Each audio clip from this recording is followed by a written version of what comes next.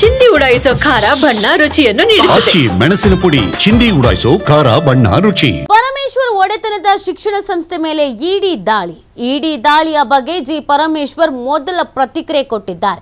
ಇಡಿ ಅಧಿಕಾರಿಗಳಿಗೆ ತನಿಖೆಗೆ ಸಹಕಾರವನ್ನು ನೀಡಿದ್ದಾರೆ. ಇಡಿ ದಾಳಿ ಉದ್ದೇಶ ನಮಗೆ ಇನ್ನೂ ಕೂಡ ಗೊತ್ತಿಲ್ಲ.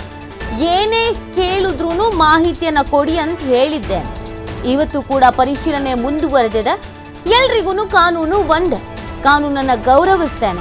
ತನಿಖೆಯಲ್ಲಿ ಏನು ಬರುತ್ತೆ ಅದೇ ಅಂತಿಮ. ಬೆಂಗಳೂರಿನಲ್ಲಿ ಗೃಹ ಸಚಿವ ಪರಮೇಶ್ವರ್ ಈ ಒಂದು ಪ್ರತಿಕ್ರಿಯೆಯನ್ನು ಕೊಟ್ಟಿದ್ದಾರೆ. ಇಡಿ ದಾಳಿ ವಿಚಾರಕ್ಕೆ ಸಂಬಂಧಪಟ್ಟಂತೆ ಗೃಹ ಸಚಿವರು ಈ ಒಂದು ಪ್ರತಿಕ್ರಿಯೆಯನ್ನು ಕೊಟ್ಟಿರೋದು. ಇಡಿ ಅಧಿಕಾರಿಗಳಿಗೆ ಕೊಡ್ತೇವೆ.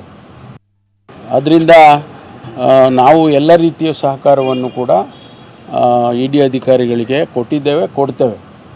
ಅದರಲ್ಲಿ ಯಾವುದನ್ನು ಕೂಡ ಮುಚ್ಚಿಡೋ ಅಂಥದ್ದು ಯಾವುದೂ ಕೂಡ ಇಲ್ಲ. ಇದು ಒಂದು. ಎರಡನೇದು, ನಾನು ಮೊದಲಿನಿಂದನೂ ಕೂಡ ಕಾನೂನಿಗೆ ಗೌರವ ಕೊಟ್ಟುಕೊಂಡು ಬಂದಿರೋನು. ಕಾನೂನಿಗೆ, ಈ ದೇಶದ ಕಾನೂನು ಎಲ್ಲರಿಗೂ ಒಂದೇ ಕಾನೂನು. ಬೇರೆಯವರಿಗೆ ಬೇರೆ ಕಾನೂನಿಲ್ಲ. ದೊಡ್ಡವ್ರಿಗೊಂದು ಕಾನೂನು, ಸಣ್ಣವರಿಗೊಂದು ಕಾನೂನು, ಆ ರೀತಿ ಕಾನೂನು ಮಾಡಿಲ್ಲ.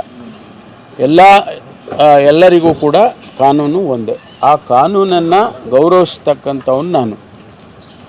ಆದ್ದರಿಂದ ಯಾವುದೇ ರೀತಿಯ ಸಂದರ್ಭದಲ್ಲೂ ಕೂಡ ಕಾನೂನನ್ನು ನಾನು ಗೌರವಿಸ್ತೇನೆ ಮತ್ತು ಎಲ್ಲ ರೀತಿಯ ಸಹಕಾರವನ್ನು ಕೂಡ ನಮ್ಮ ಸಂಸ್ಥೆ ಮಾಡುತ್ತೆ.